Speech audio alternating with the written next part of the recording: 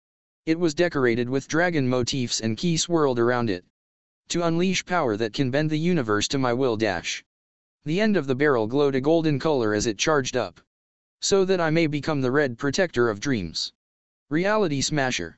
A beam of solid gold shot out from the cannon barrel down to the ground below. Surtsksama looked surprised and he built up an enormous amount of destruction before launching it towards my beam. The two collided and the power was so intense that I could feel it shake the space itself. Cracks appeared in the sky above me and I could tell this space wouldn't hold out much longer. But, I can't stop. I can't let this opportunity I've been given go to waste. I shouted as I put all I had into the attack. And then, the glow of the collision between my and Surtsksama's attack engulfed the entire field. Surtsk's POV. TCH, my attack is being pushed back? I could feel the immense pressure Issei-kun was exerting on me and I was almost struggling to keep up enough power output to block the blast. Normally, a blast of this scale would be avoided but I clearly underestimated Issei-kun. This power is far beyond what this space is capable of handling but also, the barrier around Rias and the others can't handle the aftermath of the blast. I have to stop it before it destroys everything. I felt the power of the blast suddenly decrease and I strained to look past the bright light to see Issei-kun's hands drop. The beam immediately dissipated and I ceased my counter blast before seeing him suddenly drop from the sky. He smashed into the ground, his armor still on. As I walked towards him, his armor disappeared and he was left in his school uniform, clearly unconscious. I also released my true form now that the battle was over. It seems, Issei-sama has fallen unconscious. He has lost in his match against Surtsksama, said Grafia from the intercom. I glanced up at her, seeing the shocked expression in her eyes. She was expecting Issei's strength even less than I was. Issei. I heard Rias shout from off to the side, noticing that Grafia released the barrier. She ran over to us, her peerage and Issei-kun's two friends right behind her. Issei. Are you alright? Shouted Rias as she landed next to him. I looked Issei-kun over and could see blood flowing out of his mouth. Grafia, I said, causing Grafia to immediately come to my side. Yes, Surtsksama, said Grafia, taking out a phoenix tear. She walked over while Akeno rolled Issei-kun over onto his back. She administered the phoenix tear and Issei-kun immediately began coughing, some blood coming out of his mouth. He seems to have taken an incredible amount of damage, probably from the strain of his last attack. Asia-sama, it would be a good idea to use your sacred gear on him. He should be fine by tomorrow as long as there are no serious repercussions for using that attack. Said Asia-chan before a soft, green glow covered Issei-kun.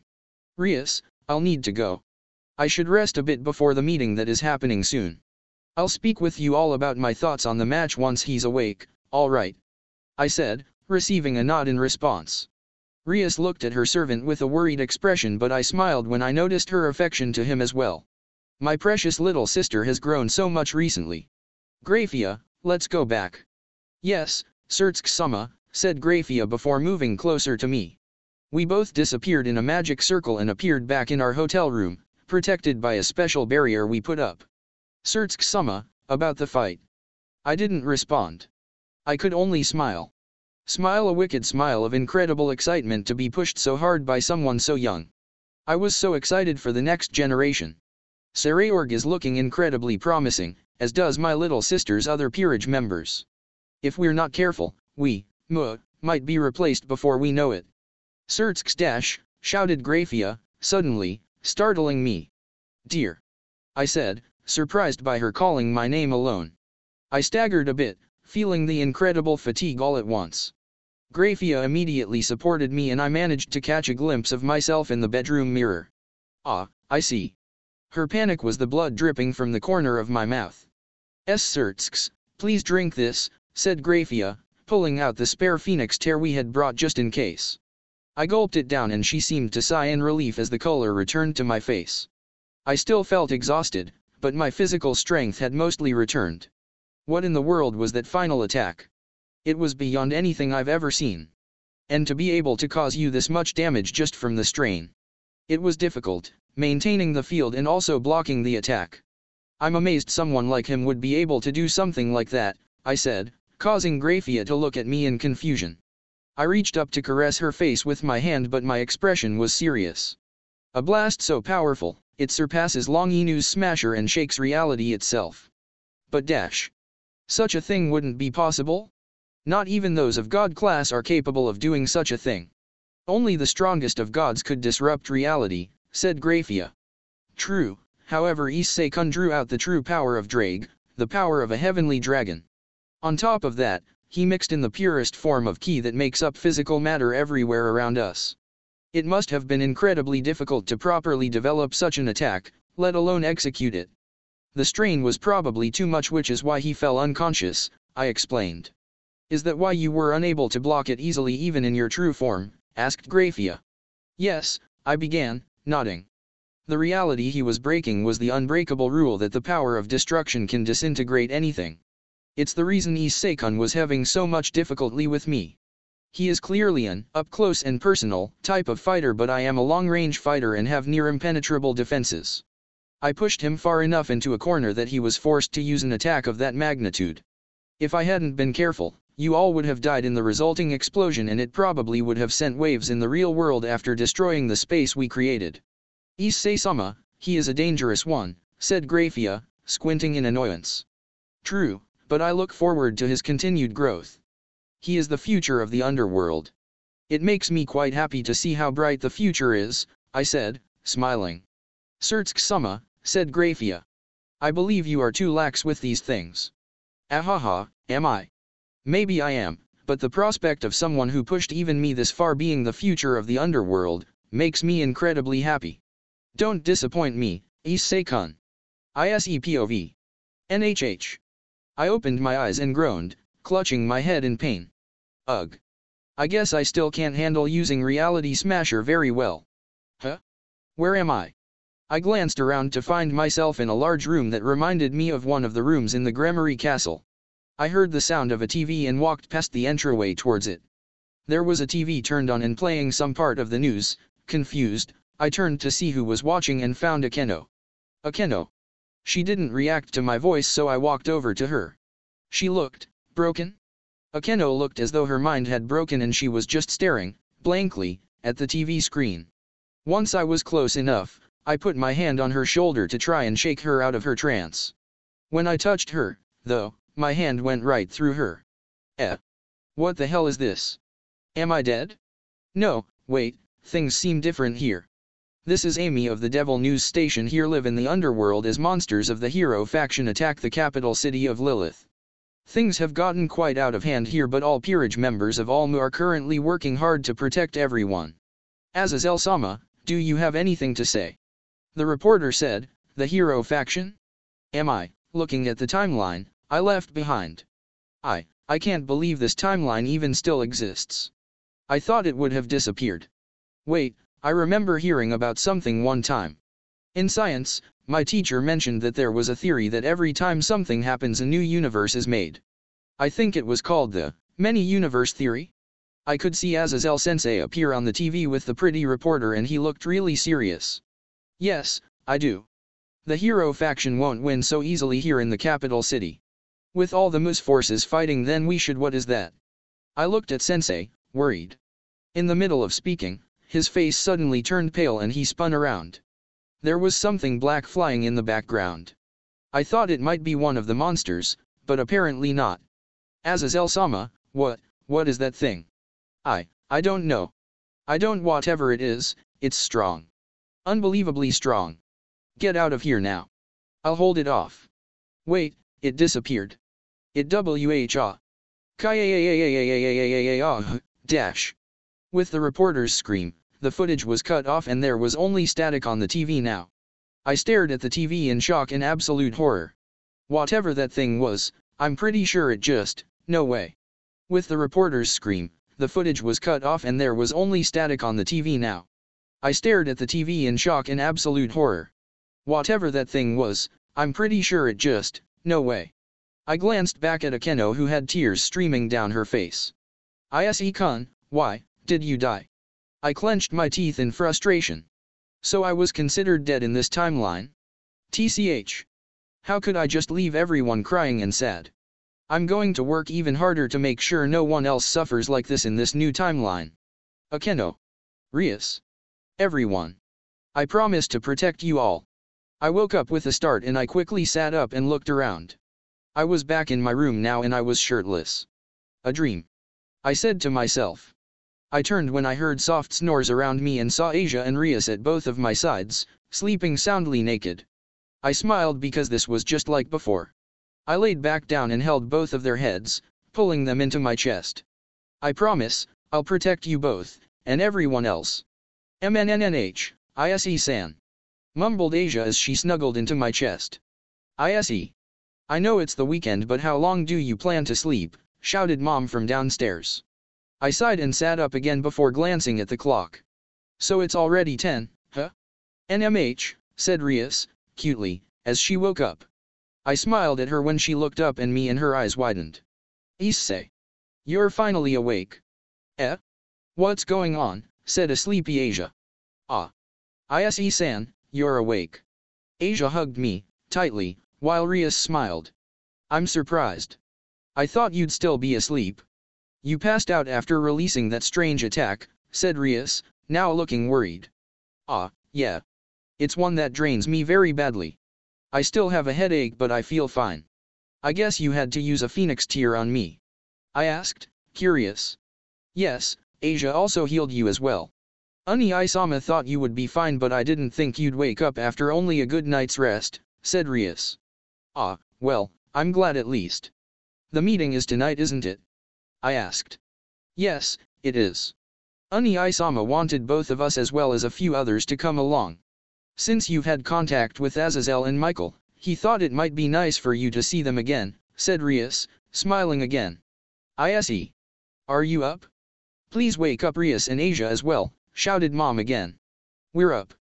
I shouted, annoyed. Era, I guess we should get ready them. We don't want Mother to get mad, said Rias as she got up. Ah. I have to help Mother with breakfast today, shouted Asia, hurriedly putting her pajamas back on. I wonder what kind of day today will be like? Later. Are you sure about this, Issei? You really don't have to, said Rias, looking troubled. It's fine, Bucko. I want to help out my junior to improve both for him and for our group, I said, smiling. I looked over and found Gasper fidgeting in his girl's uniform. Valerie let out a little yufufu at the sight of him and I sighed. Honestly, Gyasuk, you need to be a little manlier you know. Issei-senpai, what do you want me to do exactly? Asked Gasper, nervously. Ah, well for one thing, you can't control your sacred gear properly right? I began. Gasper nodded and I smiled. Then let's start with that. The meeting is late tonight so we've got plenty of time to work. Oh okay, said Gasper. Now, I said while pulling out a dodgeball. Stand over there by that tree and I will throw the ball at you. You can freeze time pretty well but you can't focus it on just one thing. Let's try using this ball as an example of what you want to freeze. Yeah. Issei-senpai is going to throw that at me, asked Gasper, looking scared. Good luck, Gasper, said Valerie from next to me. Gasper made a complicated expression before hesitantly walking to where I told him to go. Once there, he looked over at the ball and then at me before nodding. Damn it Gasper, with those tears in your eyes it makes me feel like I'm doing something bad. I haven't even thrown it yet so just relax. Ready, set, go. I said as I threw the ball. Gasper stared straight at the ball as it flew towards his face. Right before it was going to hit him, Gasper froze time, failing. I smiled as I watched him move out of the ball's path and hide behind the tree before he restarted time. Eh? Where did Gasper-kun go? Said Asia from off to the side. I walked over to the tree and found Gasper hiding while clutching his head in fear. Senpai! Moaned Gasper as he looked up at me with tears in his eyes. I smiled before lightly karate chopping him on the head. Yup, you failed, I said, smiling at him. Gasper looked at me, confused. I guess that's the best way to describe the way he looked.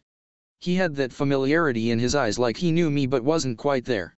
Maybe Gasper will remember soon. It's been a few hours since we started training. Gasper and Rias had left to work on some preparations with Sonokaika. Kiba went with her as well as Zenovia. Come on, Gasper, once more, I said, confident he would get it soon. Before, Gasper could already occasionally stop the ball before the meeting so I hope he can do it again. I threw the ball again and Gasper just barely managed to stop only it before it hit his face. His eyes were glowing purple and I smiled before glancing around. Everyone looked surprised and impressed. Era, good job Gasper-kun. You finally did it, said Akeno, smiling. Gasper-kun did it. Good job, said Asia. Yufufu, Gasper is progressing so quickly, said Valerie, smiling. Good job, Gasper. Now, try to hold it there, I said, hoping her could. I don't think I dash, said Gasper before suddenly losing his control. He shut his eyes as this connection was broken and the ball's momentum continued until it hit him right in the face. I looked at the scene with surprise and then Gasper, who was now on the floor, began sniffling. Gasper, are you all right? I said as I walked over to him. Yuawa. Issei-senpai, I don't want to do this kind of training. I don't like things that hurt, cried Gasper, tears flowing. A vein popped out in my forehead because I was actually worried about this crybaby and I clenched my fist before knocking him across the head. Stop crying you baby. I shouted as I hit him. Gasper stopped crying and looked up at me in surprise while clutching his head. Gasper. You're a boy so you shouldn't act like this. On top of that, you're a man of the Gremory so you really can't act like this. We men of the Gremory have to be tough and strong so we can protect the girls. Do you think you can protect Valerie while being like this?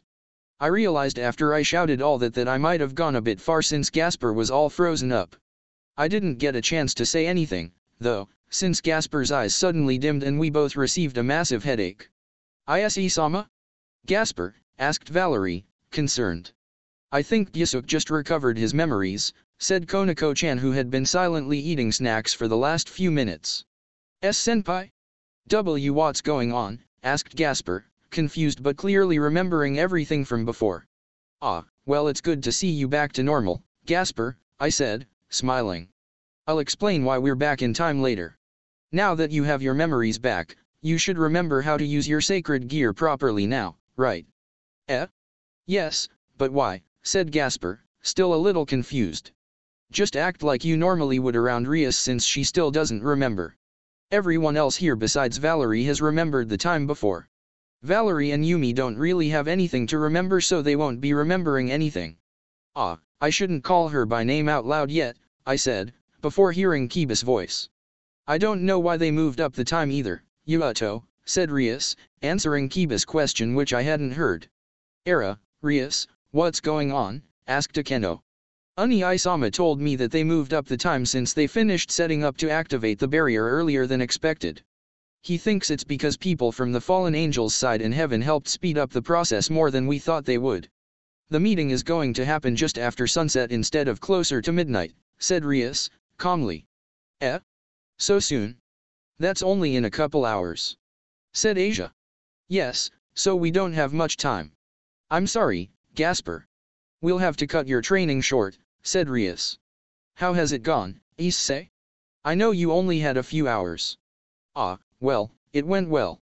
Gyusuk was already able to stop the ball, though it was only once and only for a few seconds, I explained. So soon? He's progressing quickly. I guess Issei's tough love worked him harder, said Rias, giggling a bit. Well, anyways, Akeno, we'll need to prepare a few things before the meeting. What would that be? Asked Akeno, curious. I'd like for Gasper to stay in the club room. That's the first thing. It would be bad if his powers suddenly activated. Valerie and Konako, would you mind keeping him company? Asked Rias. Yes, Bucka. I wouldn't mind, said Konako-chan and Valerie, respectively. We should also clean up the club room in case Issei-sama or the other leaders wants to pass by. Since they all know Issei except Seraphiel-sama they might be interested in talking to him somewhere after the meeting, continued Rias while she was going into thought. Era, lots to clean then, said Akeno before turning to me. We'll see you in a bit then, ise. Don't do too mu dash. Akeno suddenly cut off mid-word and Konako-chan and I were suddenly on alert, Konako-chan even releasing her ears and tail. Akeno? I asked, tears suddenly streaming down her face. Whymi, said Akeno, flustered. She looked clearly surprised by what was happening and all of us were tense. I walked over to Akeno and hugged her into my chest while she clutched my shirt. After a few minutes, Akeno seemed to calm down so we moved into the club room, Rias looking stressed. Akeno, what happened? Asked Rias. I'm Not quite sure, said Akeno, who was sitting next to me on the couch. I just meant to tell Issei a quick goodbye and I was suddenly filled with all of these strange emotions. They passed after a moment but they were so intense. That must have been why I was crying, but why? Issei-senpai, you felt it, too, right? Asked Konako-chan, her ears and tail hidden again. Yes, and I don't know what it was either, I said. Care to share? Asked Rias, sounding annoyed. Ah, sorry Bucka. Konako-chan and I both felt something strange in Akeno's toki, I said, surprising Rias and several of the others. But, Akeno-san can't control her ki like Issei-san and Konako-chan, right? Asked Asia. Toki is ki that is in all living things. It exists and can be affected whether or not you can control it. It's how I can use my ki on others even if they don't know how to use ki, explained Konako-chan. Yeah. Right as Akeno stopped speaking I felt something in her toki that felt like a powerful surge. I guess that would be the best way to describe it. It was very, very intense. I don't think it was something natural but no one around could have done that to her. Even I'm not good enough at ki control to cause a wave like that, I said, causing everyone to look more confused. What kind of emotions did Akeno Fukubacha feel? Maybe that could give us some kind of connection, suggested Zenovia. When I saw Issei's face I felt many emotions at once. Relief, sadness, happiness, all of them were almost heartbreaking. Like someone seeing their deceased loved ones again. I don't know what could have brought it on, said Akeno, still confused. I don't really understand either. You've never had a reaction like this. I think we should ask Azazel-sensei about it after the meeting. He knows us well so he might have an idea, I said, concerned. Well, for now I think it would be best for you to stay here with the others, Akeno. Asia, can you please help me finish the preparations, asked Rias, receiving a nod from Asia. As she passed Akeno, she placed her hand on Akeno's shoulder. Please rest up, Akeno. I don't know what is going on but I hope you'll feel better soon. Thank you, Rias, said Akeno, smiling at her. Rias returned the smile and left with Asia. Once the two were gone, I sat and thought, deeply, about what Akeno said. I remembered the dream I had had last night. The one that seemed too real. I wonder if these two things are connected? This was it. Rias, Kiba, Asia, Zenovia, and I approached the door to the meeting room. I could feel the anticipation as the three leaders, who I had all interacted with, were in the room, ready to start negotiations. I hoped no one would say anything to make Rias angrier with me than she already was with all the things I've kept from her. Knock knock. Rias knocked her hand on the door before taking a breath. Excuse us, said Rias as she opened the door. She walked in first and I followed closely behind her. Rias was walking stiffer than she usually did and I guess it was from nervousness. At the large, round table by the windows sat Surtsuke-sama, Serafil-sama, Michael-san, and Azazel-sensei. Irina was at Michael-san's right while Sonokaiku and Tsubaki-senpai stood against the wall behind Armua. Vala was also there, standing a bit behind Azazel-sensei.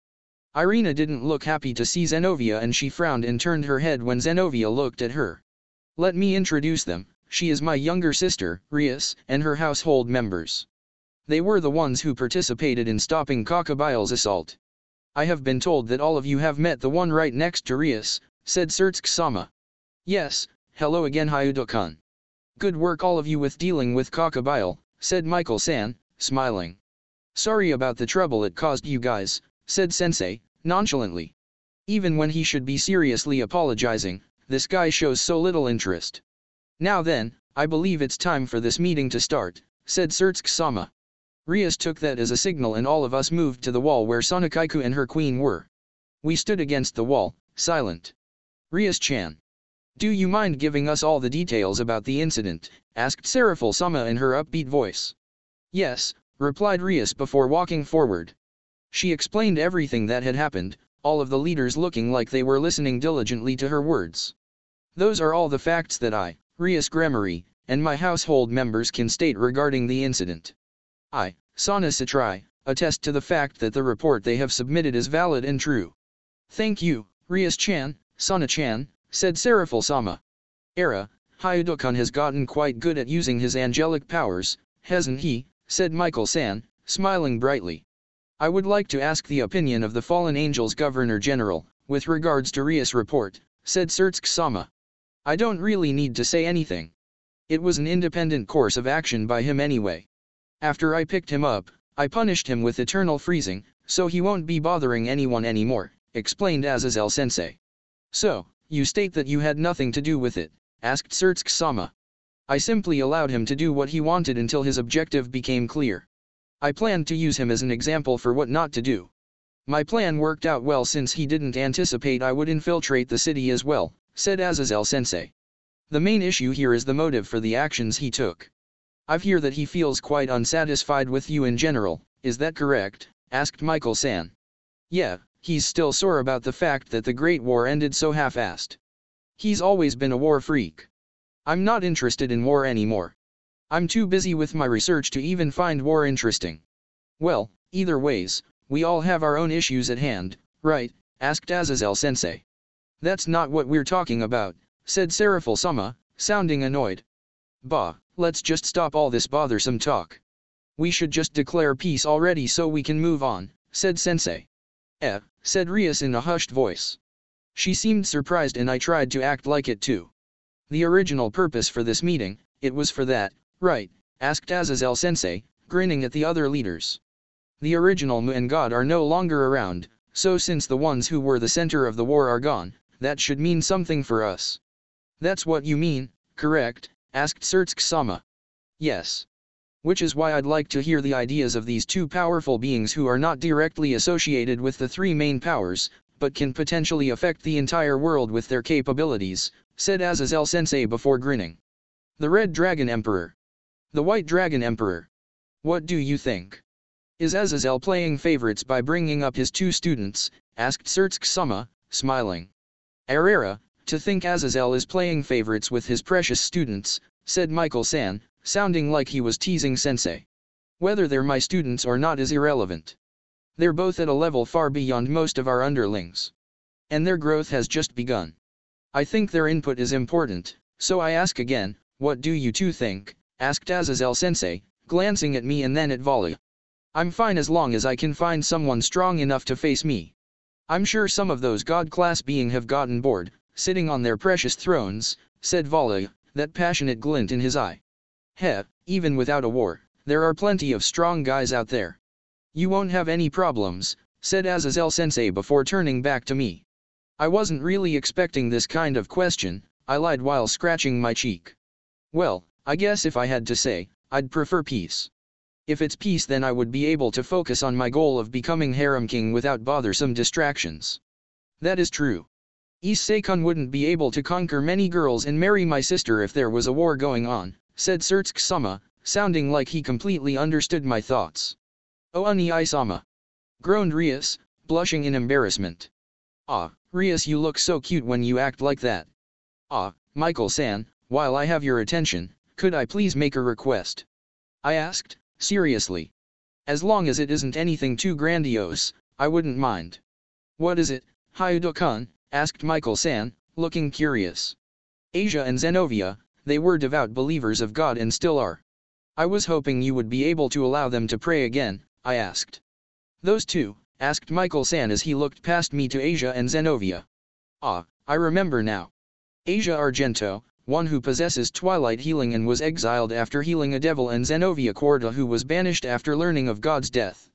I offer my greatest apologies to the suffering you both had to endure.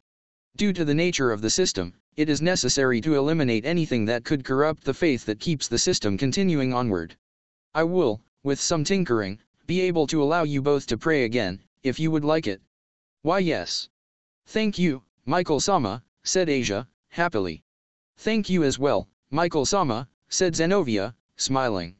I appreciate your help with this, Michael-san, I said, smiling at him. It is no problem, Hyudo-kun. I am grateful that, even though they suffered because of their faith, those two still hold strong belief. I look forward to hearing their prayers, said Michael-san, happily. Before further talks could continue, I felt a surge of power and magic suddenly cover the school despite being inside a barrier. I glanced around to find Sonokaiku and Tsubaki-senpai frozen in place inside. So, Gasper was captured again. Well, he doesn't have the best offense and he just regained his memories. What's going on? Asked Rias, surprised. It seems that time is frozen, said Azazel-sensei. And only us with higher capabilities were unaffected, said Surtsk-sama. The faction leaders, we with the power of dragons, the two holy sword wielders, that one who has reached balance breaker state and was protected by his holy demonic powers, as well as those in contact with each other, said Vala, calmly.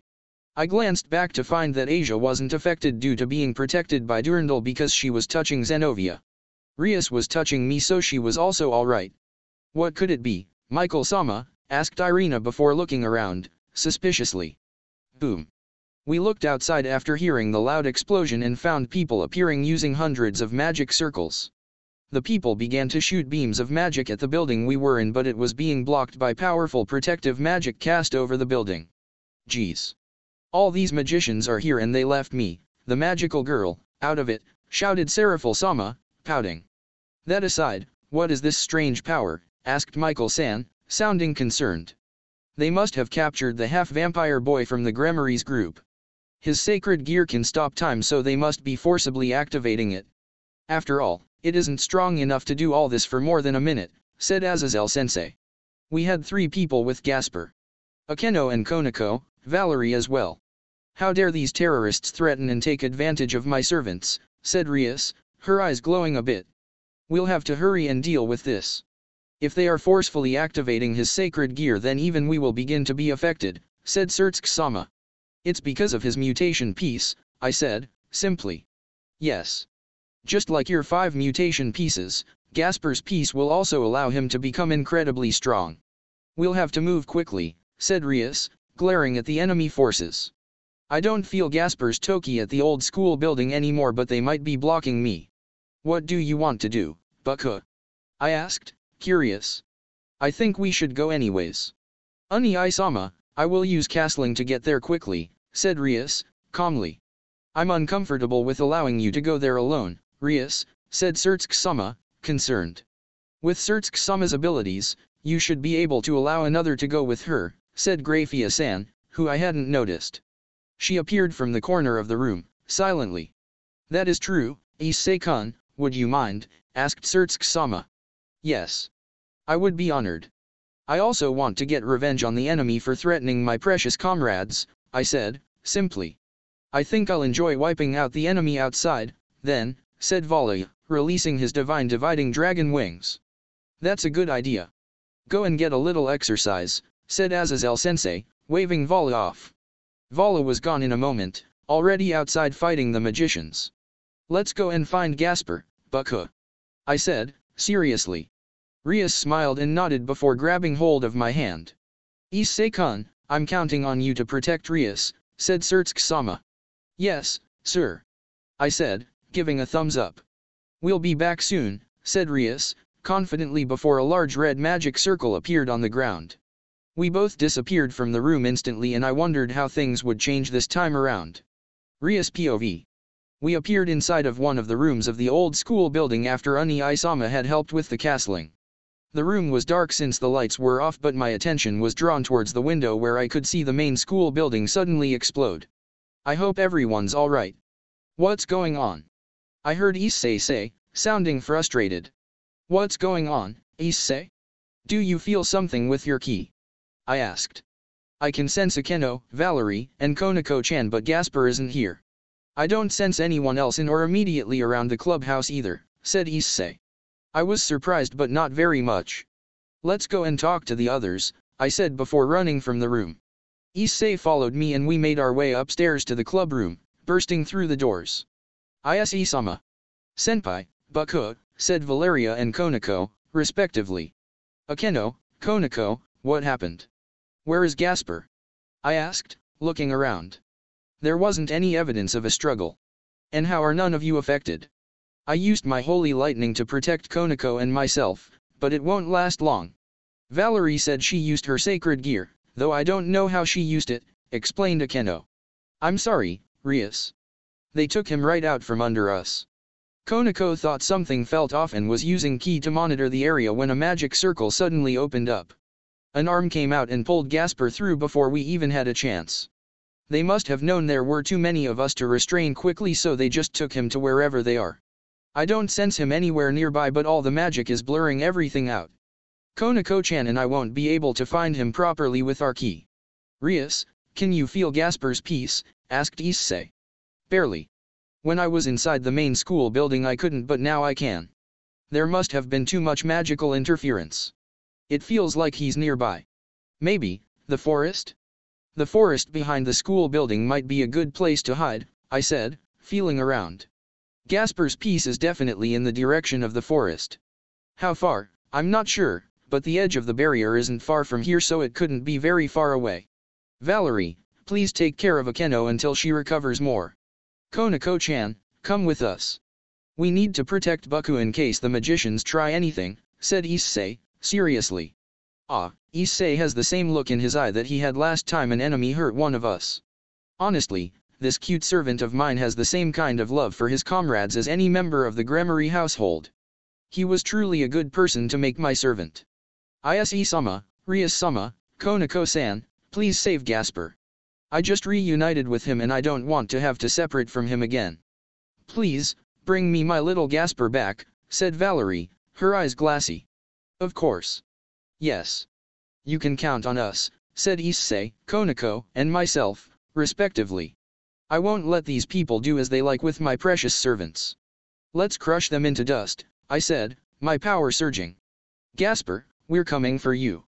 Issei, Konako, and I were currently running into the small forest behind the old school building, and I could feel more magic as we ran through it.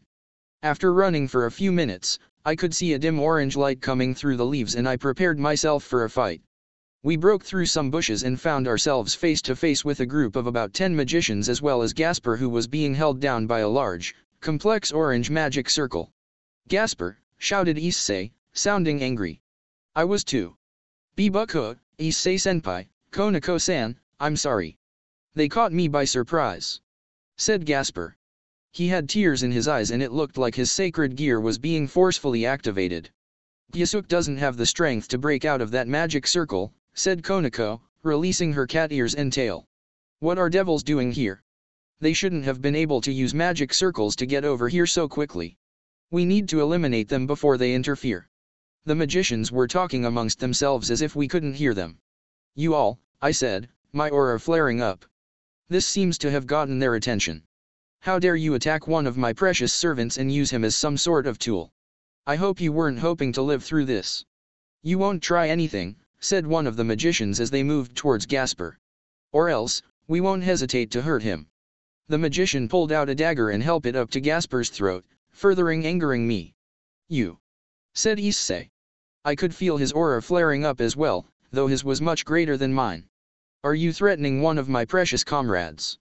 Comrade? Pfft, this thing is just something that could be a useful tool. You all haven't been using it correctly, but we have and will, said the magician, sneering at us. Issei, I began, absolutely furious. Show our guests what happens when they attack my lovely servants and our precious comrades.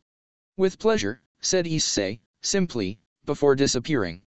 He reappeared next to the magician holding the dagger to Gasper and slapped her away such that she smashed into 2 other magicians and they all flew through a nearby tree, said tree toppling to the ground. What was that? He must be the dangerous one they warned us about. Damn, was the restraining field not enough for someone like him? The remaining magicians were in disarray. Gasper, said Issei, turning to him. He bit his thumb hard and then held it over to Gasper. You have to break out of this yourself. Show your resolve and take my blood. A dragon's blood. Issei-senpai, said Gasper, looking happy to be saved by Issei. Issei held his hand over Gasper and a drop of blood fell from his hand. I was surprised when the hemophobic Gasper opened his mouth wide to accept the blood. The moment it entered his mouth, his eyes suddenly glowed brightly and he disappeared from the magic circle he was on. What? But we were controlling his sacred gear. How did he escape? Ah, look. One of the magicians pointed out a large group of bats flying around. He transformed, the dim monster. The bats flew around each of the magicians who tried to swat them away by shooting beams of light from their foreheads. The bats continued to swarm and purple hands began to extend out around many of the magicians. Ack. What is this? He's trying to suck our blood. No, our energy. The magicians were in even greater disarray now, and they tried shooting more beams of magic to try and get Gasper away. Some of the beams flew towards Konako and myself but were stopped in a glowing purple light. "He can even stop things like this," said one of the magicians. "You can't escape from me." "I can see all," said Gasper, ominously. Truly, Gasper is the best type of person to receive Baylor's eye. In his multi-bat form, each of the bat's eyes work independently, meaning his sight range increases exponentially. "Everyone, I can finish here. I will suck out their energy and meet you all afterwards. Please go and protect the school." "Gasper, are you sure?" I asked, feeling unsure. One of Gasper's bats flew over to me and his bat eyes glowed. "I'm sure, Riasbuckha. Thank you for believing in me. I have to act properly as a man of the Gremory and defeat the ones who attacked us," said Gasper's bat. I smiled and pat the bat. "We'll see you soon," I said. The bat made a nodding motion and then flew back to continue assaulting the magicians. When did Gasper grow so strong? Since issei joined us, all my cute servants have gotten so impressive. I'll have to keep up or I'll be put to shame. "Buckha, Azazel-sensei seems to be fighting with the others," said Issei. "Yes, I saw an explosion at the main school building." "They must have been attacked," I said. Issei nodded and we three ran off again, this time to fight a larger force. Issei, Konako, and I arrived at the scene to find Yuto and Zenovia fighting off groups of magicians. I also noticed that girl, I believe her name was Irina, fighting alongside them. Off to the side, Uni-sama, Michael, Serafil-sama, Sana, Oni-sama and the others were inside a dome-shaped barrier created by the three leaders inside. Azazel was off fighting someone strong and was mostly ignoring us. "Kiba," shouted Issei before shooting a dragon shot that defeated two magicians. They were about to attack Kiba in his blind spot while he was distracted with other magicians. "Thanks, Issei-kun," said Kiba before jumping back in. "Issei. Loan me Ascalon," said Zenovia, holding out her free hand. Issei pulled Ascalon from his gauntlet and threw it towards her. She caught it and then quickly decapitated a magician. "Rias, this won't do much good unless we can take care of all those transportation circles," said Uni-sama. "I can help with that," said Issei, coming up from behind me. He lifted up his hands and created a medium-sized light spear in midair, receiving an impressed "Oh" from Michael. "Multiply. Multiplication." The light spear then became 2 without either changing in size or brightness from before. "Oh," said Michael, sounding more impressed than before. "Again," shouted Issei. "Multiplication. Multiplication. Multiplication." The 2 spears then became 4, then 8, then 16. It seems like this power can multiply any number of attacks by 2, just like how the boosted gear doubles Issei's power. Issei continued his multiplication until there was an uncountable number of spears floating in the air. "Hey, shouted Issei as he suddenly thrust all the spears out, each flying at high speed towards the transportation magic circles. There was thousands of small explosions at once and all the magic circles were gone. "Impressive, Issei-kun," said Uni-sama. "To think he's come this far in using his angelic powers. The Lord must be watching over his growth," said Michael, sounding much happier than I expected. "Good job, Issei. Now we can end this more quickly," I said, creating a magic circle above me. I released large amounts of demonic energy mixed with the power of destruction. The magicians who were caught up in it were all exterminated and I smiled. I can't do the crazy things my precious pawn can do, but even I can clean up this enormous pile of trash. After a while of clearing up more of the magicians, I felt a surge of power and turned to see someone dressed in golden armor. I could tell it was Azazel from his fallen angel wings before he promptly put them away. I noticed that Issei's boosted gear was glowing a bright green, but he seemed to be ignoring it in favor of defeated another group of magicians. Azazel and the woman he was fighting clashed again and he gave her a mortal wound. I'm not sure who she is, but it seems she's no match for this new power of Azazel's. The woman's arms stretched out, suddenly, and multiplied in a strange way before taking hold of Azazel's arm. Her body began to glow with strange markings and she screamed out something unintelligible. I'm not sure what she said, but Azazel then promptly cut off his arm, causing Issei to flinch and look over at Azazel. Azazel created a magic circle to stop the bleeding before throwing his glowing spear at the woman, killing her and causing her to disappear into ash. After defeating her, Azazel released his armor and put away a purple jewel. Issei flew up to his with his devil wings, swatting away any attacking magicians as he went. I followed him, mostly out of curiosity. Sensei, you didn't have to sacrifice your arm to defeat someone weak like that, right? Asked Issei, pouting. Bah, it's nothing. I have that mechanical arm I've been designing, so now I have a use for it.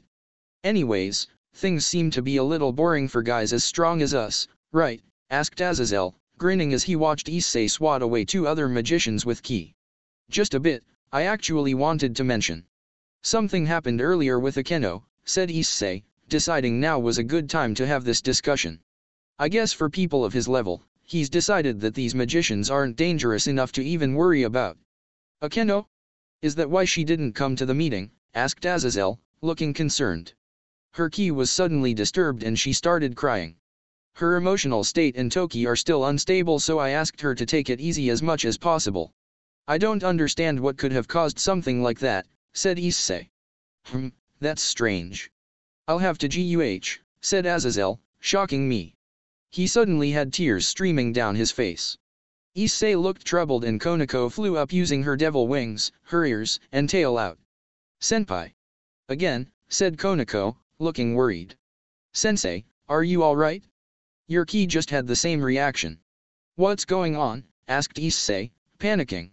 A magic circle suddenly appeared next to my ear and I heard a voice.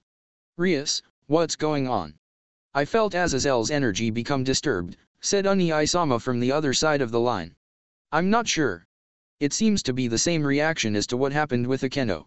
1 minute, they're talking to Issei and the next, their ki, according to Issei and Konako, is disrupted.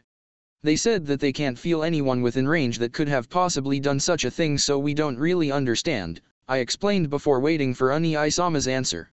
Before I received it, though, I saw Issei and Azazel suddenly become blurry. I tensed up for a moment, confused. I rubbed my eyes and saw they were doing it again. I glanced around and could see everything else clearly, so why? Senpai, shouted Konako, causing me to turn back around. Issei and Azazel blurred more than before until they suddenly disappeared. I stare wide-eyed, wondering just what in the world was going on. ISE POV. Everything changed so strangely. I was on the battlefield and then everything around me blurred out and I was in this strange place.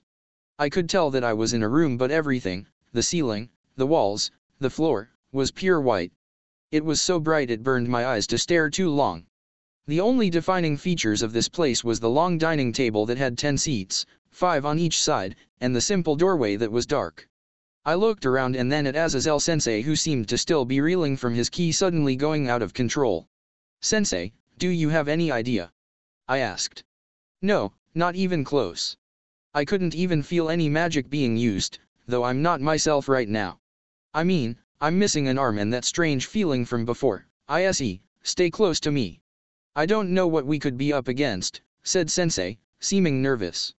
I'd never seen him so nervous and worried before. We suddenly heard the loud clacking of footsteps and followed the sound with our ears. It was coming from the dark doorway, but we couldn't see anyone through it. The sound got louder as time passed and we finally saw a white shoe pass through the darkness, though the rest of the person was hidden in the strange darkness. A man walked through the doorway, made his way across the room to us without saying a word of even much of a facial expression. The man had fair skin and a white, pointed beard that extended a few inches off his face. He had thick white brows and his neat, white hair was covered by his white top hat. He had a white tuxedo on and a white bow tie. His shoes were also white. His cane, which he held up at his side, was also white, but at the top was a round, golden object that almost looked like a clock face.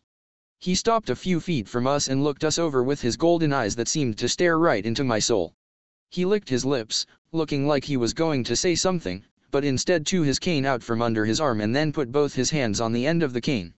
He paused for a moment and then slammed the cane down onto the ground, causing a loud boom that echoed in the room. At the same time, giant transparent clock faces formed around him, one for each of us. He glanced up at them, then at us, and nodded as if he had understood something. "Hello there," said the man in a deep, but strong voice. "I apologize, you must be confused. Who are you, and why did you bring us here?" asked Sensei, looking annoyed. "Ah, well, why we brought you here is quite the complicated matter. It is not something I can explain simply." "Ah, yes, and my name?" I cannot even remember the last time I had to give someone my name. Well, to put it simply, my name is Father Time, he who has all authority and knowledge of time itself.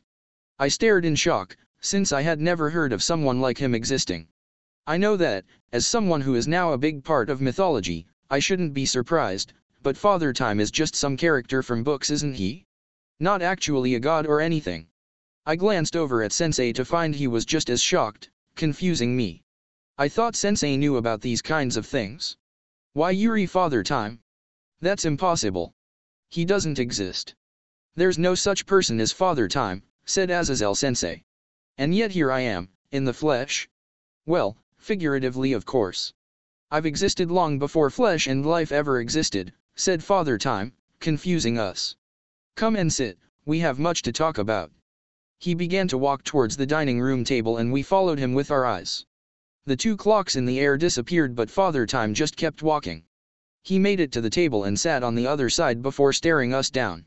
I looked towards Sensei, wondering what to do, and he nodded before walking to the table. I followed him and we both sat across from Father Time. To begin in the simplest terms I can fathom, Dragon Child, you've been a naughty boy, filling my time stream with such entropy, said Father Time, confusing me. Entropy is chaos, issei. To be filled with it means that thing has become chaotic. I assume he's angry with you for going back in time and mudding up the time stream, said Sensei, seeing that I didn't understand what Father Time meant. Ah, I'm sorry about that. I didn't think it would cause you trouble, I just didn't want to die at that point since I had a lot to live for, I said, honestly. I did and still do. All of my loved ones and for all of my dreams, as well as for the future of the underworld as a devil with great potential, as I was once told. I do not enjoy it, and I would normally punish it, though this has never happened before, said Father Time. No one's ever gone back in time before? If Offeyes knows the spell then it must have been known by others at some point, asked Azazel Sensei, looking like he was excited for new information. Well, he is a research nut. Of course not. All who are aware of the spell know inherently to never use it. It is a mystery to me why the spell exists at all. Also, the spell is known and only usable by a select group of beings, said Father Time. My annoyance with your use of the spell aside, it wouldn't have made much a difference either ways. He would have saved you either ways, though I do believe another way may have caused less issues. Issues? Does that have anything to do with the unexplainable feeling I had earlier, asked Sensei. Quite, said Father Time, seriously, before sighing. Ack. This is so inefficient. Honestly, I cannot fathom how some of the others have become used to communicating with you lesser beings. Not being omniscient must be so very inconvenient. You said we before and now others. Are there other beings like you? That aren't supposed to exist but do? I asked, curious. Ah, yes of course, are you just going to watch? You are the one who was interested in him to begin with, said Father Time, not talking to anyone in particular. A magic circle, well, one in the shape of a door, appeared behind Father Time, on his left side. The magic door was a golden color and was very complex, more so than one I had ever seen before. In the center was a golden cross that made my devil senses go wild but made my angelic senses calm down. The conflicting feelings were unsettling and I wondered in the world was going to come through that door. Someone walked through the door, just phasing through it rather than opening it. The moment they came through, Azazel Sensei was on his feet, his chair knocked over behind him and on the floor. His face was such a mix of emotions that I couldn't understand what Sensei was thinking. The only emotion that really stood out was complete and utter disbelief.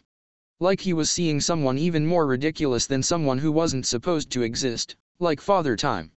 The one who came out was clearly a man from his body type, but I couldn't see his face. There wasn't anything blocking it, I just couldn't see it. Like my eyes were seeing him but my brain wasn't registering it. I could at least tell that the person in front of me was someone of incredible power considering the barely suppressed holy aura around him.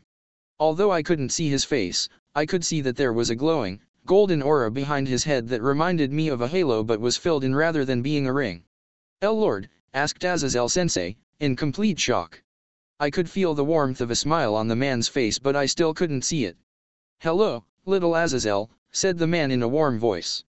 He spoke with Sensei like a parent would speak with their child and I felt shock as I began to put the pieces together. But how, you were, asked Azazel Sensei, still in shock. There are many things to think of, little Azazel, but first, shall I be introduced? Asked the man. Oh, of course, said Sensei. Issei, this is exactly who you think this is. This is God from the Bible. Yeah, I said in shock. But, I thought God from the Bible died in the Great War along with the old Mu. That's what I thought, too. I'm more confused than I've ever been, said Sensei, now glaring at the two across from us. Sit and we shall speak. Time does not flow here, so we could speak for an eternity if you wish, said God from the Bible. Sensei was more tamed than the time I saw him with Zeus and Poseidon during the raiding game of Rias vs. Saraorg. He turned to pick up his chair that he had knocked over, but it was already standing normal again, ready for him to sit. He sat down and pulled in his seat, looking over at the two across from him. Now to begin. Issei, began God from the Bible, surprising me. You are probably conflicted on how to call me. Using Lord as little Azazel does would be strange for a devil such as yourself. Please refer to me as Elohim. Oh, of course, Elohim-sama. I'm honored to be able to speak with someone like yourself, I said, nervously. He is such a kind-hearted fellow. I enjoy those with pure hearts and honest desires. What do you think, Time? Asked Elohim-sama. It irritates me that he caused entropy in my time stream, but it is interesting to witness a second timeline. Every change he has made has had an impact on the future, so I have been able to see an alternative, said Father Time. Lord, said Azazel, breaking into the conversation. How did you survive? Everyone thought you died. Michael and the other seraph, they miss you, you know. Of course, I am aware. I know all that goes on with my children, began Elohim-sama. It is believed that I perished after exhausting all my energy to seal away the apocalyptic beast 666, but in reality I merely sealed him away and left the material world. But why? Why leave everything behind? Asked Azazel-sensei. Because I was no longer necessary, said Elohim-sama, simply, surprising Azazel-sensei. I had perfected the very delicate workings of the system such that the world could continue to function without my presence. Of course, it continues to draw holy energy from myself, however that is all that I continue to do. The ideals of the old demon lords and myself were no longer valid in the future to come. I wiped out the demon lords who polluted the minds of the younger generations of devils and then removed myself. Originally, the apocalypse was to occur nearing the end of the Great War, however I decided against it. I could see that my children and all other beings were coming together in ways I did not believe possible with the stubborn ways of the other mythological groups. I realized that my own ideals would prevent all my children from becoming a part of this blossoming world, so I removed myself. I instead gave my love and support from a place unseen. Even now, I have manipulated factors in the world to allow for the best possible outcomes. What is the best possible outcome? What's happening in the world right now that you needed to intervene? What about what Father Time said about another timeline? Asked Sensei. Did you think the other timeline just disappeared when you left, Dragon Child? Asked Father Time, surprising me again. Even now that timeline continues forward, without you. Are these strange effects a part of that? Was my theory correct? Asked Azazel-sensei. Your theory, based on the human's idea that every action creates an alternate timeline. An alternate universe. The multiverse theory, I believe, is what it is called. Your theory is that if one were to go back in time, something the humans had deemed impossible, then they would suffer temporal backlash from the original timeline that they were from, said Father Time. Yes. I assume that it affects us and not issei because we inherited memories from the previous timeline, said Sensei. Yes. It is correct, said Father Time before sighing at my confused expression. Child, imagine that in all the universes that could exist there is a being who exists in all of them, in this case both universes. For this explanation, let us use this man here as the example. One of him exists in both universes, but that does not mean that there are two of him, correct? He is still himself in both universes. When you think of it that way, you would think there must be something that connects them, otherwise they would not be considered the same despite being separate. The thing that connects them is their spirit, their soul. The soul is the basis for every life and connects a being to their other selves across the multiverse. What do you think would happen, though, if something were to happen to one of their selves? Well, normally nothing. Except the connection this man has with the other universe is significantly greater due to him having a copy of all the memories of his other self up to the point where the timelines were suddenly changed. So then, Sensei and Akeno had that strange reaction because something happened to themselves in the other timeline? I asked, beginning to understand. Yes, issei, said Elohim-sama, taking control of the conversation. I even gave you a glimpse into the other timeline as a foreshadowing of the dilemma to come. Your time travel has caused an even greater ripple than we originally anticipated. Since we beings are not normally allowed to participate in the workings of the world directly, we are using you as a means to rewrite the wrongs. Not allowed to participate? You formed an entire religion and changed the flow of the world, said Azazel-sensei, sounding annoyed. Only after great restrictions were placed on myself. I was only allowed to occupy the world with power equivalent to the strongest in the world at the time. Any more than that and an imbalance would have occurred. It is another reason I left, said Elohim-sama. So, what exactly am I supposed to do? I've become a lot stronger than I was before, but I'm not even as strong as Surtsk-sama or any of the god-class beings on Earth. If you need someone strong to help take care of this, I may not be enough, I said, worried. The threat will not become apparent for some time, so you should be fine. Continue to train as you have been and you will be on track, said Father Time. It is time for us to send you back. I hope you are prepared, said Elohim-sama. I said. What? Wait, you can't send us back yet.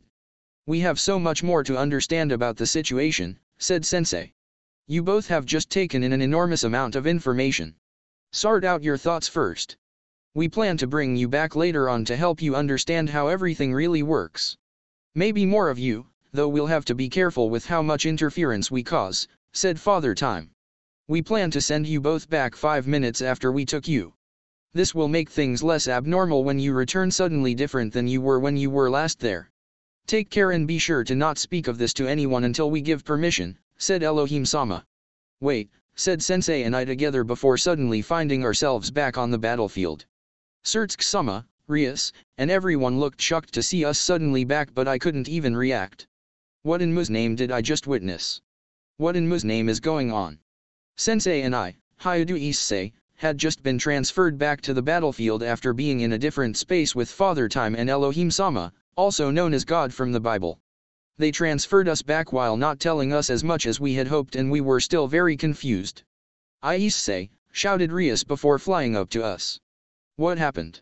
Where did you go? Uni-sama and I were planning to start drawing up a dragon gate to try summoning you back, but you're back. Azazel, what happened to you two? I couldn't sense any traces of magic being used when you disappeared, said Surtsk-sama. I could see Vala was also there, looking relieved to see Sensei again. I can't believe something crazy like that just happened, said Sensei, sighing in annoyance. Are you alright, Azazel? You looked shaken up before you disappeared, said Michael-san. I'm fine, just exhausted. I'm sorry, but I can't tell you guys about what happened. Neither can issei. We've been asked to keep quiet until they can give us a proper explanation on what the hell is going on, said Azazel-sensei. Azazel, you know that isn't an answer, said Surtsk-sama, looking angry now.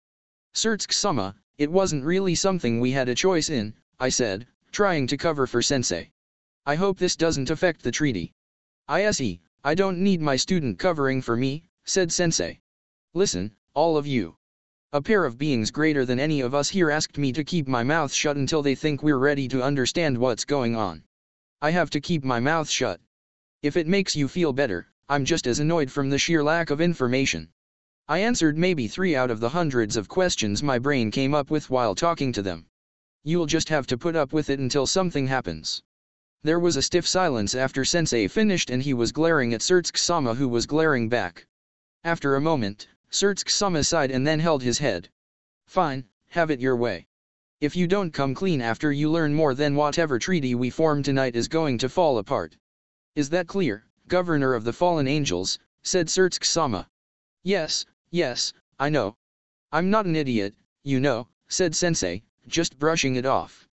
We felt another presence appear nearby, and we all looked over to find someone had appeared next to Vala. He whispered something to Vala, who squinted inside. Seems I'll be going, Azazel. Sorry I can't stay to play more, said Vala, waving to us. Where do you think you're going? Said Azazel-sensei. I could tell, he was trying to keep Vala being a criminal a part of this timeline. I want to fight strong people, and I think I'll have a better chance if I'm a part of the group that staged this event. The Cows Brigade, said Vala, grinning. He sent me a worried glance and I was surprised. I realized that it was for Sensei. Before anything else could be said, Baikao slammed his staff down into the ground and the two quickly sunk into the ground, disappearing. That's something I expected. The terrorist group, Cows Brigade. A group that's been on the rise lately. It's a secretive group that's been gathering strong people who are dissatisfied with how the world is. I'm not sure what their aim is, though, said Azazel-sensei. Seems we have quite a bit to talk about, said Michael-san, looking worried. I'm going to have to miss my next filming session if we have so many crazy things going on, moaned Seraphiel-sama. The next day. The meeting last night has finished without too much trouble since the appearance of a fourth force, the unknown Cows Brigade, gave a reason for the three great powers to unite. Surtsk-sama still pressured Azazel-sensei to properly give an explanation when we were given permission to do so, and sensei also asked to stay in Kua as an advisor to the Gremory and Satrai groups here while also protecting the treaty site. Presently, I was at home. Well, to be more precise, I was in a separate space, meditating. Father Time and Elohim-sama asked me to continue my training as I have, so I'm going to keep it up. If I still have time until some great dilemma, then I'm going to use it to train hard. Senpai, what should I do next? Asked Gasper from his box, not far from me. I sighed and cracked one eye open to look at him. Gasper, I'm meditating to train my ki. I need quiet. You should try asking one of the others to help you train your sacred gear back to the level you had before. That's right, the others are also here. Even Rias. Rias, Akeno, Kiba, Gasper, Konako-chan, Asia, Zenovia, Valerie, and Yumi are all here in my separate space training. The others really want to get back to where they were before and then surpass it, and Rias just doesn't want to be left behind. I had actually forgotten how big my space was, such that everyone can train without bothering each other.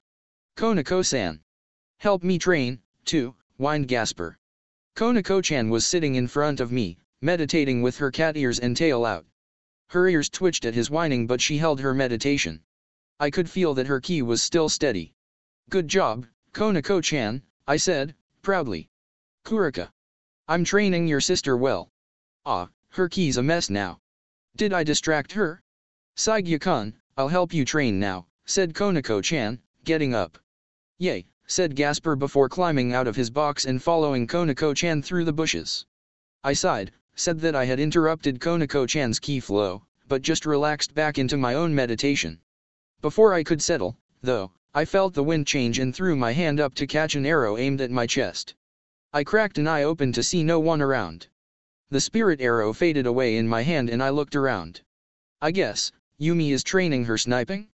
She's not within range, so she must be pretty far dash, I said before feeling someone behind me. I spun around, coating one of my hands in ki. I caught a dagger aimed at me and gripped it tightly, my ki protecting my hand. Ack. Are you kidding, issei? I totally caught you off guard and you still caught it, said Yumi, annoyed. I told you, sneak attacks don't work on me anymore, I said, grinning. I let go of her dagger and she stored it away on her belt. I know, but I've gotten so much better at stealth. I have to work hard, too. I wasn't there when you guys needed me. I thought everything would be fine with all of you there, but I should have gone anyways. You and Azazel disappeared, right, said Yumi, looking worried. Yeah, but it's fine, I said, patting her head. I wasn't in any danger and we came right back. You shouldn't worry too much about your stealth. My instincts have just gotten really good. You should probably sneak up on anyone below God class. How did you get so close, though? Your arrow shot seemed like it was far away. I shot the arrow from around 30 yards in the direction you were facing and then ran over behind you. I'm pretty fast, you know, said Yumi, grinning. Good job, I said, smiling. But don't try this on the others. Their senses aren't good enough to detect you, yet. I know, issei, you don't have to worry. I'll keep my eyes on you, said Yumi, winking at me. I grinned and laughed before glancing over at the group. Everyone else is training hard, huh, I said. Yup. Valerie is working on controlling her sacred gear with notes from Azazel. Kiba said he's trying to surpass his speed. Akeno is sparring with Rias to try and increase her power, Zenovia is trying to get better at using Durandal, and Asia is trying to create new ways to heal you guys from a distance, explained Yumi. You've been keeping a good eye, I said, smiling at her. She grinned, happily. Well, of course. A hunter studies her prey. I'm a good spy, too, said Yumi. Yumi was smiling at me for a moment before glancing around. She crawled towards me and grinned, mischievously. Yumi. I said, suspicious. You know, issei, I heard from Asia that Rias stole a kiss, said Yumi, staring me in the eyes while moving her face close to mine. I was wondering if I could do it too, while no one was looking, of course. Yumi began to lean in more and I froze up, surprised. Yumi had never been on the attack, so I didn't know how to react. She started to close her eyes as her lips were about to touch mine, and I closed mine, too, waiting for a kiss. Before our lips touched, though, I heard a magic circle opening up behind me and I tensed before spinning around, covering Yumi and preparing to fight. This was my separate space. Not just anyone can enter it without my permission. You can calm down, little pawn, said a voice from the magic circle. I inspected the magic circle and found it to be much more complicated than normal. It was a deep blue and felt very regal. A man came out from the magic circle and I immediately recognized him. Ajuka-sama. I shouted in surprise. You already know who I am? Good, that makes things simpler, said Ajuka-sama as he closed his magic circle behind him. Ajuka-sama? Isn't that one of the issei? Asked Yumi, surprised. Yes. What are you doing here, Ajuka-sama? I said, moving out of a fighting stance. Ah. The others are probably surprised. You don't have to worry about the others, said Ajuka-sama. I looked at him confused and he sighed. I placed an isolation field around us. To those outside, you and this girl are here together as you were. They shouldn't notice anything as long as we don't take too long. Take long with what? I asked, still confused. What, did you think I wouldn't be interested in the man who could affect my precious evil pieces, said Ajuka-sama, grinning as he came closer. He placed his hand close to me and stared at me, no more like through me. Yes, I see. They're perfectly settled inside your body. It's as if they've been a part of you for a decade rather than a month or two. Ah, I guess Ajuka-sama was interested in my pieces that became mine before I was actually reincarnated. Your pieces rejected me. When I was trying to understand what in the world was going on with them all those years ago, they refused to be used by me, their creator. Only someone with immense power or an unyielding soul could cause the pieces to react in such a way. Considering what Surtsk has told me, you haven't been this strong for very long, so it must be the latter. Tell me, what kind of powers do you have now that could cause my pieces to react so strongly with you, said Ajuka-sama, staring at me intently. I was shocked for a moment. Michael-san, Azazel-sensei, Surtsk-sama, why are all these super strong guys so interested in me? I'm a lot stronger, yes, but I'm only this strong so I can protect my peaceful lifestyle. Even ridiculous beings like Father Time and Elohim-sama are interested in me. Well, I could tell you, but I thought Surtsk-sama would have just told you, I said, simply. Well, of course he did. He told me about your bout, quite interesting indeed. I want to see this for myself, though. You using your powers that caused the mutation will react with the evil piece associated. I want to experience this for myself, explained Ajuka-sama. All right, I said, simply. I summoned up my dividing gear to start off. This is my dividing gear. It's a power I stole from the Hakuryu Akao by taking his power into my sacred gear. I can use most of the powers of the original, but it's weaker and can affect my life force if I use it excessively. Said Ajuka-sama, as he stared through me again. I see. So that piece is associated with that forbidden power. Having a power that is in such opposition to your boosted gear caused one piece to mutate. The power signature is as I expected. The next one now. I released my dividing gear and activated my boosted gear. I went into balance breaker and then activated Welsh Sonic Boost Knight. Ah, you've become an advanced form of a knight. Interesting. This is certainly an illegal move being able to promote without your king's approval. I see that the energy being used by the piece is different. Much more complex. On to the next, said Ajuka-sama. I sighed. He wasn't really saying much, just ordering me to transform constantly. Can be so strange. This time I transformed to Welsh Dragonic Rook. So you can change your piece at will? This is even more illegal than I realized. I see that the power being released by the piece is similar to the previous transformation. If the next one is just to transform into more powerful bishop, then you can skip past it. I would assume the last one of the mutation pieces has to do with, said Ajuka-sama, leading me on. Probably with my angelic powers, I said, reverting back to normal balance breaker and then putting away my sacred gear. I released my angel wings, unleashing my angelic powers, and Ajuka-sama smiled. I see. This one is fundamentally different. You know, it would have been impossible for you to be reincarnated as a devil while being part angel, correct?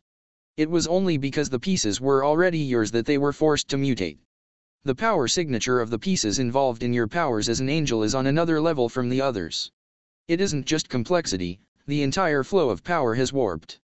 I'll have to make a note of this. It may be useful if I decide, well, you'll find out.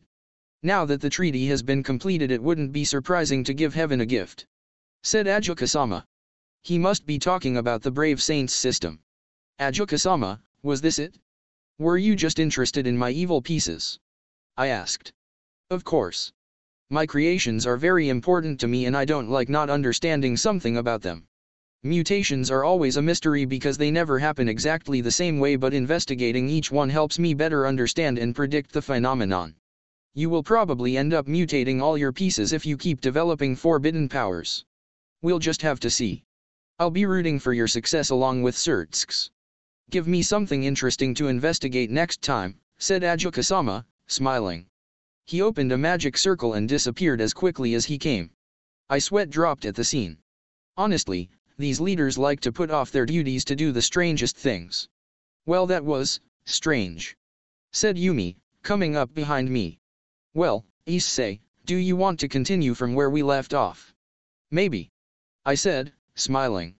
She smiled and began leaning in again before we heard a gasp. Now it's with Yumi-san. Issei-san is getting too comfortable with all the other girls, shouted Asia, interrupting us. Oh, for Artemis' sake, said Yumi, sighing. I guess the mood is really gone, now. Issei-senpai shouldn't be flirting by himself, said Konako-chan, appearing from the brush with Gasper. Sigh. All right. Let's just get back to training, I said. It was safe to say that neither of those girls were going to leave me in peace the rest of the training day. Surtsk's POV. Elsewhere. Hello, Ajuka, I said through my communication magic circle. He was interesting, Surtsk's, said Ajuka from the other side. I'm glad you also think so. I think he'll be one of those at the head of the next generation of the underworld, I said, smiling. Well, he is an anomaly, that much I can say. To have warped his pieces in such a way, said Ajuka. I would have never guessed there would be another one that had the potential to become a super devil in less than half a millennia. True. We and that other man were some of the most unique devils in terms of power to ever be born. I wonder what Issei will bring to the table, being a reincarnated devil with so much potential. I look forward to his progress, I said. As do I, old friend. I'll hope for a good future for the underworld. Strong ones like him will be needed if the worst comes for us at the top, said Ajuka. Yes. I said, simply, trailing off. I released the magic circle and sat for a moment. I wonder how Issei's future will play out, with the appearance of dangers. Issei POV. Later that night. What going on? I'm floating in some dark space, is this a dream? That is. I floated forwards towards a light and ended up at a large oval-shaped screen. The screen was showing images of what looked like a wasteland. What is this? Some kind of battlefield? While looking over it, I suddenly saw something flash across the screen. I looked closer, trying to figure out what it was, but then I saw something. What is, Irina? Sareorg? What's going on? Are they fighting someone? Wait, they look different. Irina has 4 angel wings and Sareorg is wearing his armor. Is this the other timeline? Kayayaya. Irina. Irina had suddenly screamed as she was hit by something like an energy blast. Irina. Another voice? Who? Rias suddenly appeared from out of view of the screen. She flew out towards Irina, who looked injured while Sareorg covered them. Rias, look out. Sarayorg suddenly leapt out in front of Rias and a hole was blown through his chest. Sarayorg! Sarayorg! Guh!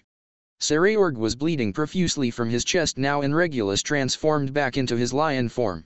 He tried to support his master but Sarayorg fell to the ground. Sarayorg, no. Rias, I'm sorry. Because I got hurt, Sarayorg is.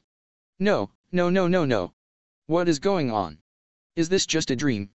Another vision? What is this? Rias, move. Irina shouted before pushing Rias out of the way. Irina was hit by a black energy blast that tore right through her and I had to look away. It was too much to watch. Irina, no, not you too. Rias, I don't know what's going but run. Run. Issei, I wish you were here, I wish you would come back to us, Rias. I saw it happen. I saw the woman I loved receive a fatal hit. A fist punched right through her chest from behind her. I saw tears running down her face as blood dripped from the corner of her mouth. Her eyes dimmed and I was bawling, screaming in pain. Rias. I woke up suddenly, my eyes snapping open. My vision was a little blurry but I could see Rias and Asia hovering over me with worried eyes. Asia must have been using her twilight healing because I could see a faint green glow. I realized that my vision was blurry because I was crying. I was seriously horrified by the dream I just had. Issei-san, are you alright? Asked Asia, as she stopped using her sacred gear. I looked at her and then at Rias, the image from the dream flashing in my head. I bit my lip groaned. Issei, what's wrong? It seemed like you were having a terrible nightmare. You looked like you were in so much pain that I had to have Asia try healing you to see if that would help, said Rias, stroking my cheek with her hand. I couldn't find the words, so I just grabbed both their heads and pulled them into my chest, holding them tightly. We stayed like that for a bit and they didn't move, letting me have my moment. I heaved a sigh of relief after a minute and relaxed my grip on them but not letting them go. Better? Asked Rias, looking at me with worried eyes. I just had a very vivid nightmare. Sorry to worry both of you, I said, trying hard not to think about it. Issei-san, I've never seen you like that. Are you sure you are alright? Asked Asia, frowning. I'm alright, I promise. I'll protect you. Both of you, I said, glancing between them. No matter what. They shared a glance and then smiled at me. We trust you, Issei. Issei-san, they said together. I smiled and we shared a group hug, this time letting me relax. While we hugged, I noticed something a bit off. Normally my arms have reached to the edge of my bed. Is this? I glanced around and noticed that everything was different. We were back to the giant super house that I had in the other timeline. I shouted in shock. How the hell did I just sleep through them doing this? I thought I'd notice it for sure this time. Issei-san, said Asia, confused. When did the bed get bigger? They finished faster than I thought, said Rias, looking around. How the hell did they do this while we were sleeping? Better question is, what happened? I said, covering myself. Giggle-Issei-sama thought it would be a good idea to have everyone live here in your house. To strengthen our bonds as a peerage and master. He had people who specialize in these kinds of things come and rebuild the house. I can show you the blueprints in the morning, said Rias. But Rias-Oni-sama, it's already almost 8, said Asia, making Rias, and I look at the clock. At least my special alarm clock is still there. So it is. Do you want to get up already, Issei? Asked Rias, rubbing her body against me. It was then that I noticed that Rias was indeed very naked. I felt her soft skin against my bare chest and her breasts were squishing against my muscles. Her legs were tangling up with mine and I had to hold back a nosebleed as I shook my head at her question. Get up. Not a chance. You, Rias-Oni-sama is trying to get ahead again, shouted Asia before grabbing onto my back and pressing herself to me. Asia, I can feel your developing breasts rubbing against me. Your skin isn't as soft as Rias but it still feels good so stop. I won't be able to hold back if these girls keep this up. What do you want to do, Issei? Said Rias, seductively. I don't think Asia or I will reject what you want to do right now. Rias, don't say something like that while blowing on my ear so seductively. I'll really take you up on that, you know. But I should protect Asia's purity, shouldn't I? But I couldn't leave her out if I did something with Rias, right? Ah, why are things like this so complicated? I've really got a long way to becoming a harem king if I'm only hesitating with 2 girls. Knock knock. I said, surprised by the knock. The door creaked open and I could see Yumi peeping through the crack. Issei, it's almost time for morning training, isn't it? What are you doing getting it on so early in the morning, said Yumi in a voice that wasn't aggressive but also was. That's true.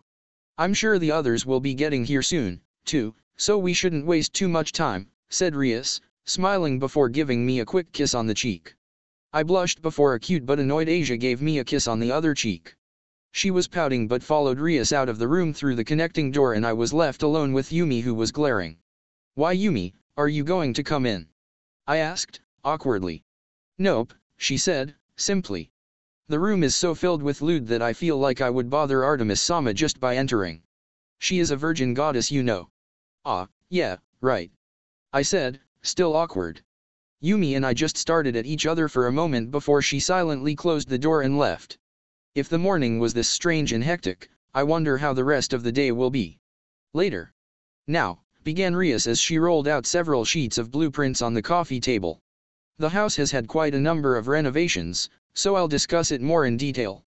Wow, so many floors, said Asia. So, on the first we have several guest rooms, the living room, a fully stocked kitchen, a full bathroom, and some Japanese-styled rooms.